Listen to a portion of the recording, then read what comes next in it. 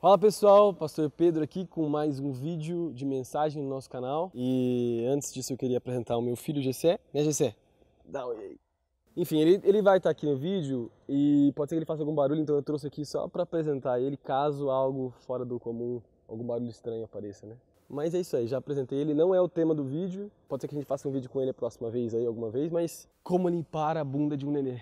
Como um homem limpa a bunda de um nenê, né? Pode ser um vídeo com esse tema. Então, pessoal, no vídeo de hoje eu quero falar a respeito de um sentimento, uma sensação que eu vivi na minha vida. Na verdade, não é nem um sentimento, é uma forma de se relacionar com Deus. Aí, ó, o barulhinho aí.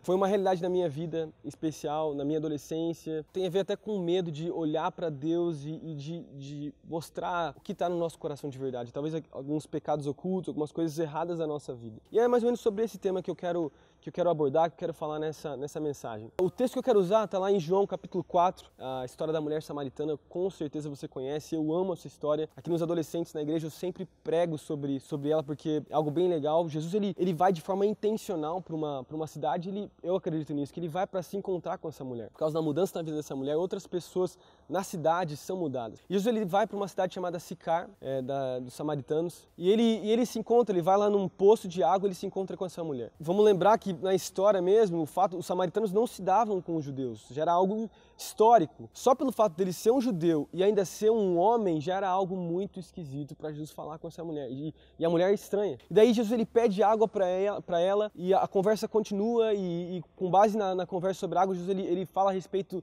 de águas eternas, de uma vida eterna, e ele apresenta para ela, e daí Jesus ele fala assim, ó, meio que no meio da conversa, vai lá e chama o seu marido. E a mulher já estava percebendo que esse cara era profeta, mas mesmo assim ela fala, ó, eu não tenho marido. E daí Jesus fala assim, realmente, você não tem marido, porque os últimos 5 homens que você já viveu, com quem você já viveu, você não ficou, você não permaneceu com eles. E esse último homem que você está vivendo hoje não é nem teu marido. E a mulher se assusta na hora, a mulher já fica assustada, né, com o que Jesus tinha falado, ela percebe mais uma vez que Jesus era um profeta, que era um cara importante ali na história, e com base nisso a gente chega na ideia central. O que a mulher ficou pensando nesse momento? O que passou na cabeça dessa mulher? O que talvez no coração dela e na cabeça dela ela teve? Talvez um medo de Jesus, talvez um medo do tal desse profeta chamado Jesus, que provavelmente ela já tinha ouvido falar. Com certeza ela teve a mesma sensação que ela tinha tido com relação às pessoas da cidade que ela vivia. Essa mulher com certeza já tinha passado por condenação, por julgamento, por realmente uma sentença de pessoas julgavam ela por causa da vida promíscua que ela tinha. E ela esperava que o próprio Jesus, um grande profeta, ia fazer a mesma coisa com ela.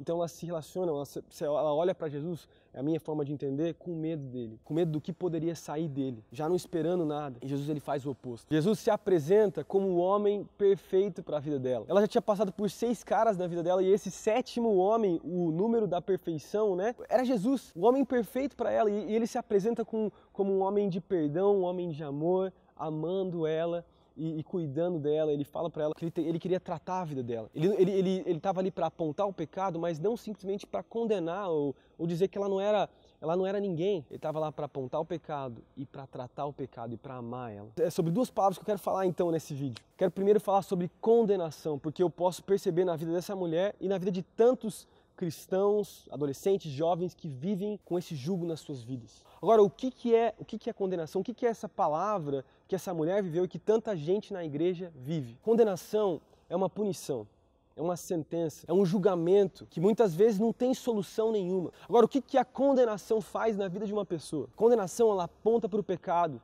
e ela não dá resposta nenhuma. Ela aponta para o pecado e ela não dá solução. Ela não dá esperança, ela não traz um novo caminho. A condenação ela serve só para julgar e para trazer talvez um sentimento de remorso na vida de uma pessoa. E é exatamente isso que essa mulher talvez pensou e muitos cristãos vivem dessa forma. Agora, o que Jesus ele fez na vida daquela mulher? Jesus ele não trouxe condenação para ela. Jesus trouxe convicção. Em João capítulo 12 ele fala isso, ele fala assim, ó, eu não vim trazer condenação para o mundo, mas eu vim para trazer salvação. Eu vim para salvar as pessoas, eu vim para amar as pessoas. Em Romanos 8, o apóstolo Paulo também fala isso, ele fala assim, ó, já não há condenação para aqueles que estão em Cristo Jesus. Isso é lindo porque é uma verdade de quem Jesus é. É isso que Jesus ele veio fazer na minha vida e na sua vida. Ele veio trazer convicção. Agora, o que é convicção? Convicção é quando Deus ele aponta o pecado nas nossas vidas e ele nos ama. A convicção nos traz esperança, nos traz um novo caminho, nos traz uma realidade de futuro nova. A convicção ela nos traz para um lugar de arrependimento com base na esperança. A convicção, no final de tudo, nos aponta para Jesus e para a cruz, que fala sobre a graça de Deus e o amor perfeito de Jesus. Eu posso me lembrar da minha vida quando eu era adolescente, crescendo na igreja como um filho de pastor. Muitas vezes eu vivi numa realidade de condenação na minha vida. Eu vivia debaixo de leis, de regras da igreja, não por culpa dos meus pais, nem por culpa da minha igreja, mas porque eu mesmo colocava na minha vida. Eu não entendia algumas coisas e eu me condenava quando eu fazia algo. Era como se o diabo viesse na minha vida e bombardeasse a minha vida. Você não é digno, você não é amado, você fez isso, você fez aquilo, ou aquilo que você fez na terça-feira passada e tal.